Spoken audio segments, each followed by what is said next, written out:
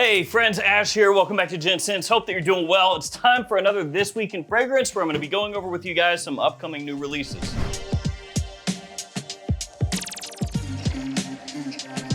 So new fragrances, once again, that you have to look forward to in the very near future, and there's a bunch of them. And some of these actually are super sick. New A Men fragrance.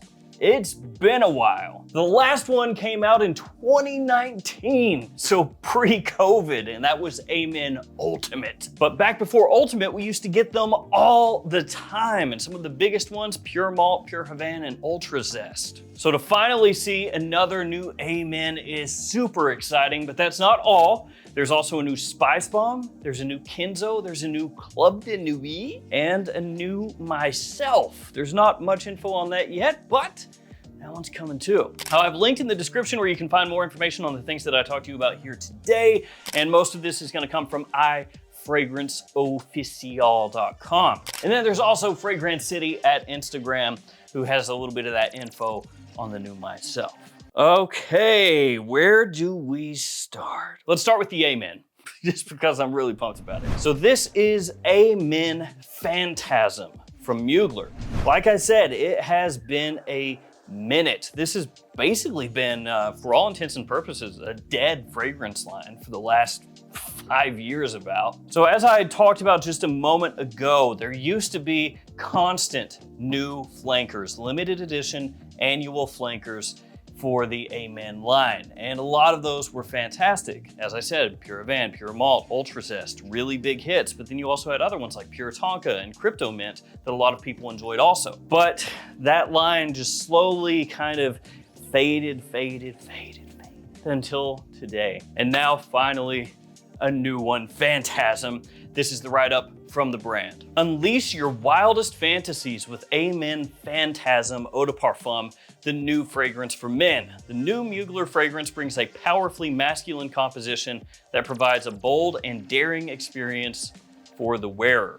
The blend starts with a piercing burst of citruses that illuminate the composition thanks to bergamot and pink pepper, while the heart provides a luscious, mouth-watering accord of Grand Cru dark chocolate, which is made of cocoa absolute that elevates the senses and brings mystery and intensity to the blend.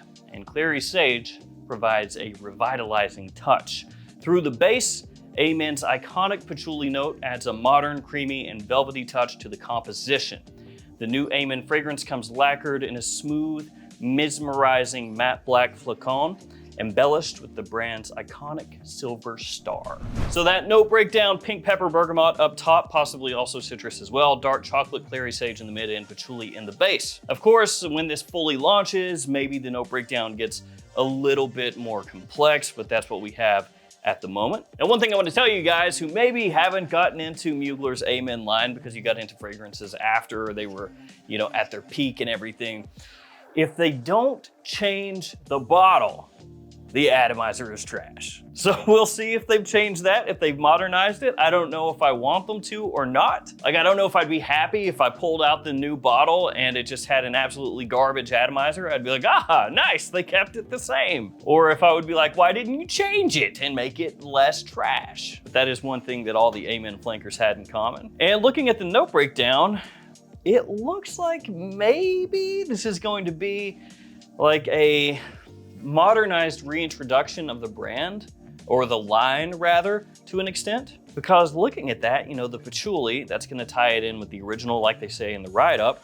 The dark chocolate in there, that could work together perfectly with the patchouli, because honestly, the patchouli that's in A Men, a lot of people will compare to the smell of chocolate to an extent. Talking about the original A Men. So it makes sense that you would see that in the note breakdown here. The note breakdown doesn't really scream to me summertime fragrance, so I would guess that this is gonna be one that's gonna work better heading into fall and winter time. I don't know when exactly this is gonna hit the market, but yeah, it doesn't really seem like it's gonna be a freshie, which I wouldn't expect it to be based off of just the scheme of the bottle and everything anyway. But I am really hyped for this, and I am very hopeful that this will bring back the A Men line, because Mugler tried to give the Alien Man line a chance, 3 fragrances, and they just didn't really latch on in a big way. Now, I know the Alien Man line has its fans. I'm not trying to,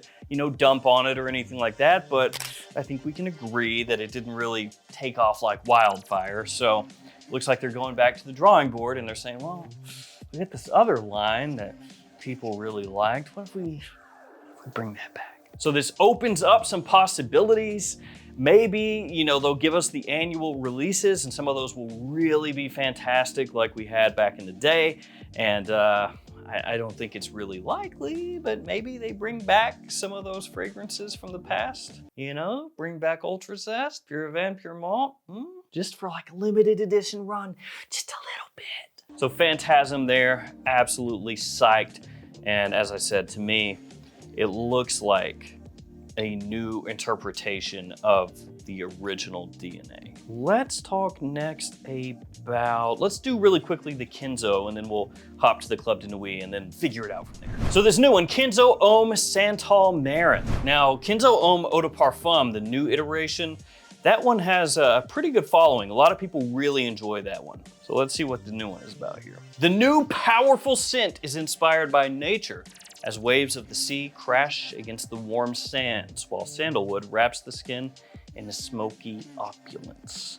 The new Kenzo Homme Santal Marin Eau de Toilette is an ode to one of the most precious ingredients in perfumery, sandalwood. Its powerful, creamy facets get further elevated by the smoky opulence of gaiac wood, while the fresh sea accord and sparkling lavandin conclude the robust blend. Perfumer Quentin Bish is the mastermind behind the new Kenzo fragrance. It comes in the signature bottle of the Kenzo Homme line in an iridescent blue that mimics the deep blue waters of the ocean in a gradient. Blue to matte black lacquer. So yeah, we have that no breakdown once again, quite simple. A marine accord, lavandin, sandalwood, and gaiac wood, which essentially is the name, right? Santal Marin, sandalwood, marine notes. And Kenzo Homme Eau de Parfum, the one that a decent amount of people are quite enamored with. That one has a simple note breakdown as well. Marine notes, leather, and patchouli. So similar idea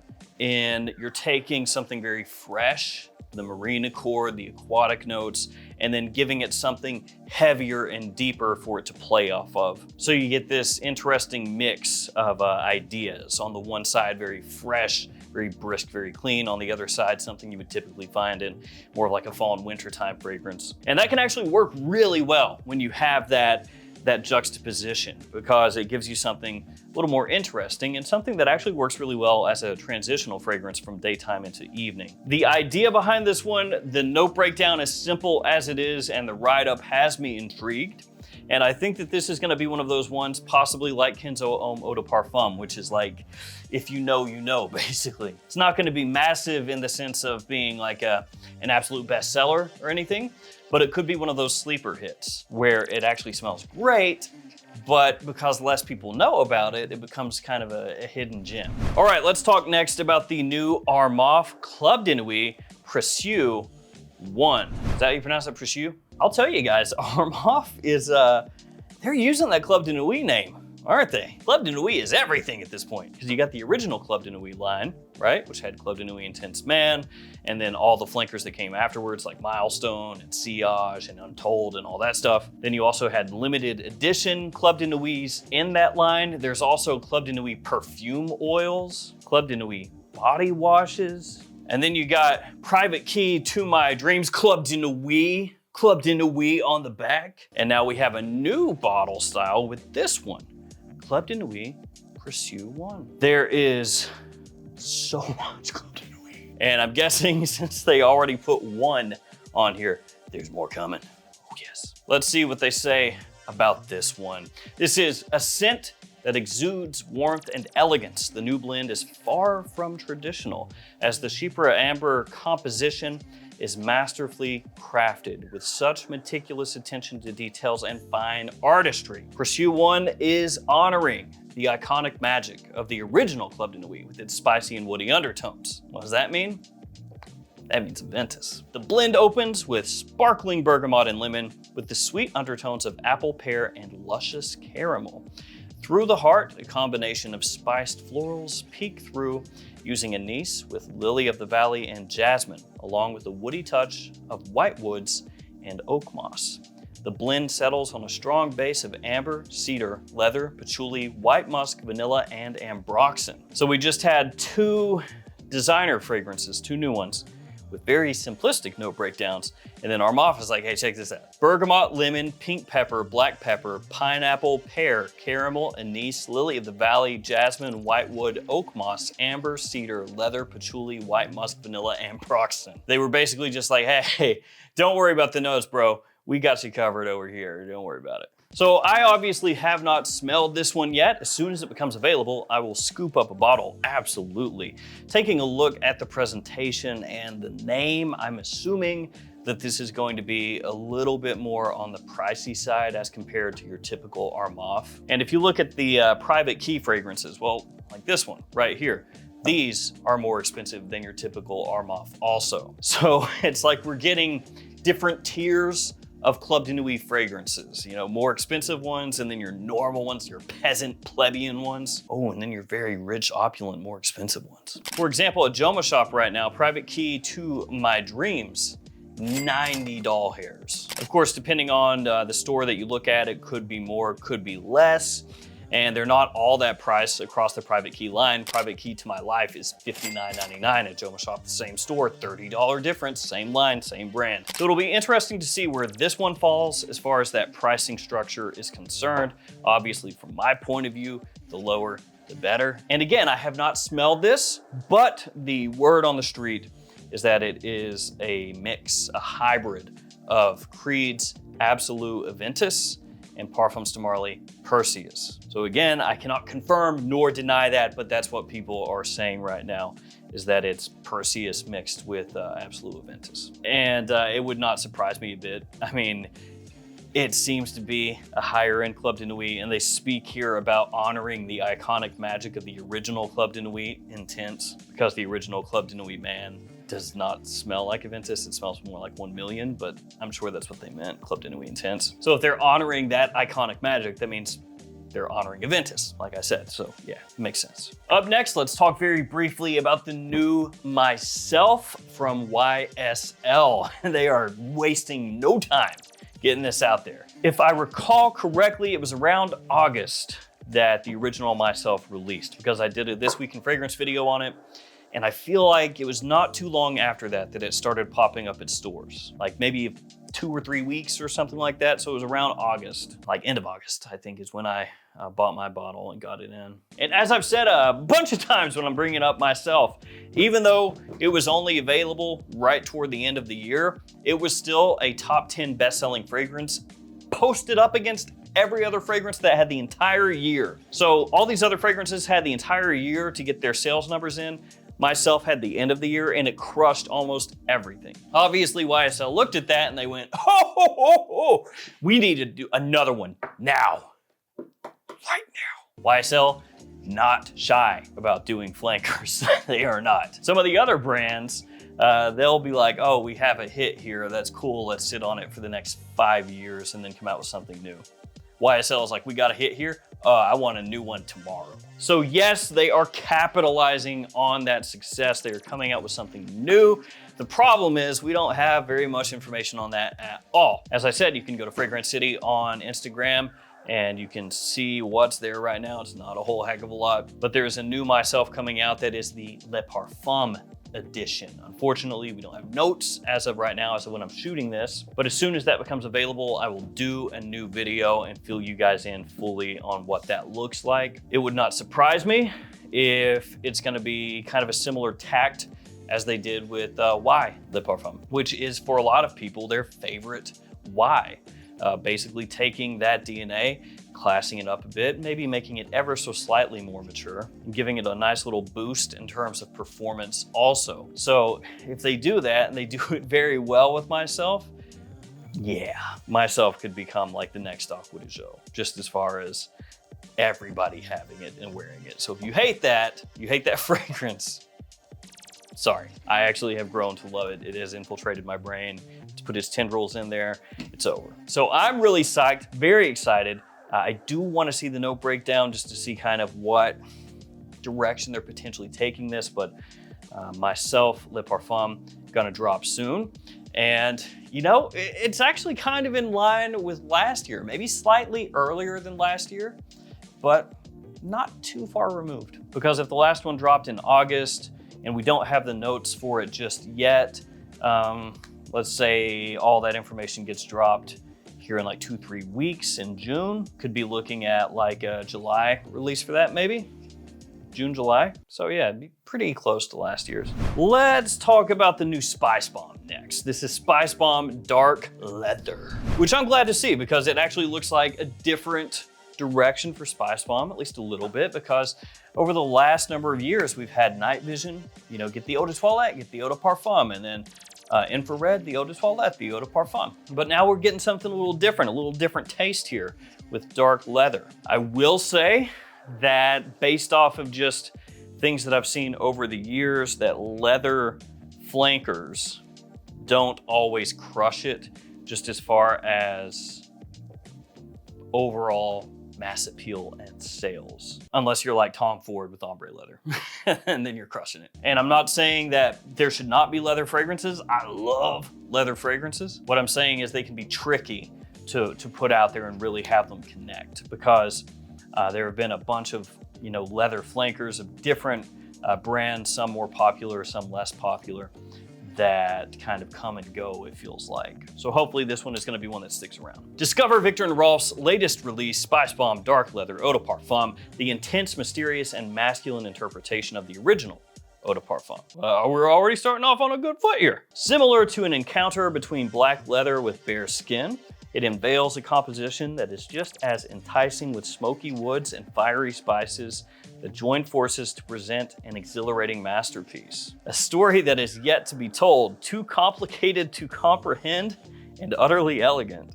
The new Spicebomb is an embodiment of the celebrated, multifaceted masculine vibes that distincts Viktor&Rolf. Seductive yet intense, insurgent yet elegant. That distincts? What? They're really hyping themselves up. Look, dude, it's not released. Nobody smelled it yet, but let me tell you, okay? This is a masterpiece. No, an exhilarating masterpiece. And honestly, the fragrance, it's a story that's yet to be told. Honestly, it's too complicated to comprehend, okay, peasant? Get away from me. Your IQ is too low. Banished. You have been exiled. Burst of spicy black pepper and nutmeg that contradicts with the opulence of smoky incense and fiery cinnamon for an elevated sensuality. The ruggedness of black leather and hot tobacco wrap the fragrance with an irresistible sensuality, leaving a seductive trail of scent in its wake that is unforgettable. So we've got black pepper, nutmeg, incense, cinnamon, tobacco, and dark leather. Yeah, let's go. This actually sounds awesome. That's the first time I've read the write-up on that one. And I like it. A masculine interpretation of the original. We are going back to where it began. And yeah, this has, to me, what makes Spicebomb Spicebomb, right?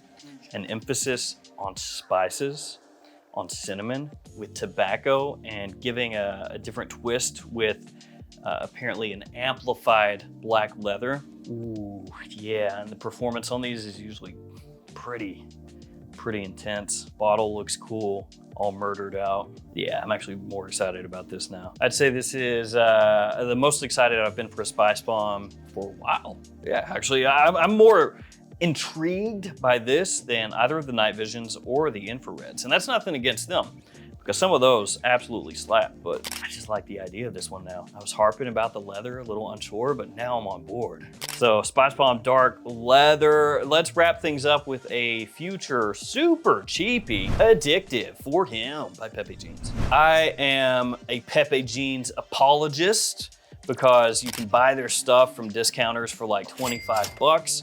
And most of the time they are easily worth that. And I will say the line that comes in the little like martini shakers, some of those are super good. Problem with them can be that some of them come out and they're available at discounters for, again, 25 bucks, maybe 30 bucks, and then they're gone.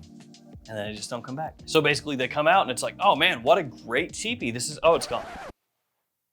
That was quick. So I wonder if this one's gonna be like that. Here today, gone tomorrow. It has a similar style, but a different design with a little shaker this time. Pepe Jeans reimagines its signature bottles for a whole new chapter of pleasures. That's a weird way to open.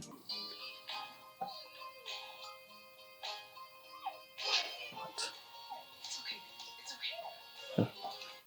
That was not what it sounded like. A stupid ad. I would not open up my write-up for a fragrance and be like, yo, we have reimagined our bottle. Check it. For a whole new chapter of pleasures. You get what I mean? Delicious, thrilling, alcohol-free fragrances that are hard to resist, all right? Introducing the new fragrance, Addictive for Homme, a scent that is all about contrasts. The fresh aromatics fused into sensual leather, an exhilarating masterpiece. What is with brands having leather fragrances that are masterpieces? The fragrance opens with a zesty blast of grapefruit mixed with spicy, cozy cinnamon. The scent trail gets further elevated through a combo of lavender, geranium, and leather nuances that add sensual animalic undertones. The blend concludes with a sweet, warm duo of tonka and ambergris for a powerful, addictive scent trail. As I said, these fragrances, if you get them on the cheap, most of the time are actually really, really well done. They're wearable, they're potential compliment pullers, they smell nice for that price point. The issue can be actually finding them at discounters for that low price. So note breakdown: grapefruit, cinnamon, sage, lavender, leather, geranium, ambergris, oak moss, tonka bean. And one thing that is in there, alcohol-free fragrances that are hard to resist. I actually have had a couple conversations with people in the creation sphere of fragrances, we'll call it. That's the worst way to put that. People that are in the business of making fragrances, perfumers, brand owners, etc. And that has come up a little bit. Alcohol-free fragrances. There are some brands right now that are actually experimenting with doing that across the whole lineup. I'll show you one. This is a fragrance from Homme, which is basically an offshoot of Armaf, Sterling Parfums. And this is a clone house, and all of their fragrances are actually alcohol-free. I didn't know that initially, but they are. All of these are alcohol-free, all of the Hommes. So it's interesting to see this one popping up as alcohol-free because I know it's something that behind the scenes, like some people are saying, maybe this is the future because it's, you know, a little better for your skin and this and that. So it'll be interesting to see if we see this more often coming up or not, if it's just something that dies away. I will say that a lot of the fragrances to this point that have gone alcohol-free are garbage. Azzaro did it with Chrome, I think, Under the Pole, and that stuff actually looked kind of gross. It looked like milk on the inside of the bottle, and when you sprayed it on your skin, it just looked like white globs all over where you sprayed it. Not great. Nautica Oceans, that one is alcohol-free. It is terrible, legitimately awful. So that is one thing that I'm actually looking forward to with this one a lot. When I get it in, seeing how they do with it. If it turns out the fragrance smells great and you wouldn't realize that it's alcohol-free unless somebody told you, then whoa, could be onto something. But if it's something where you spray it on, you smell it and you go, oh, that is awful, then maybe alcohol-free still got a little way to go. So that's what I'm looking forward to the most with this one. If I spray it on and I don't immediately think, yes, something is off, if I spray it on and go, ooh, nice, then you might be seeing a lot more alcohol-free stuff in the future if that's the case. There you go, guys. New stuff. Let me know what you're most excited for of these new releases. For me, all of them.